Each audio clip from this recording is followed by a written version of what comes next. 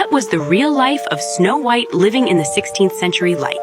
This is the attire of noble ladies at that time. The aesthetic standard at that time was to make the body appear in a funnel shape. They would wear clothes with puff sleeves and high collars.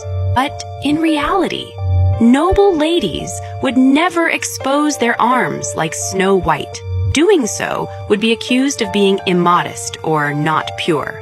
Snow White, who was driven out of home by her stepmother, would just encounter the raging smallpox in the real 16th century. In order to cover the pustules on her face, noble ladies would use white powder containing lead to cover them. It is impossible to find a doctor for treatment.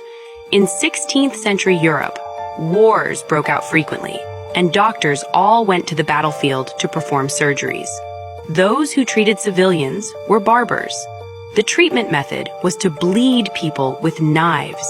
Of course, the princess may be lucky enough to escape all these. When she was singing in the garden, she met the prince of a neighboring country.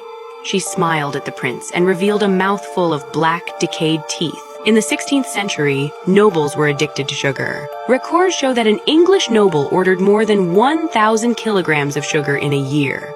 They ate it directly sprinkled on meat, or made it into toothpaste by mixing it with honey. The prince was scared away. The princess walked to a nearby mine in disappointment and met 7 dwarfs. In the 16th century, many workers in mines were children. They worked in narrow mines all year round.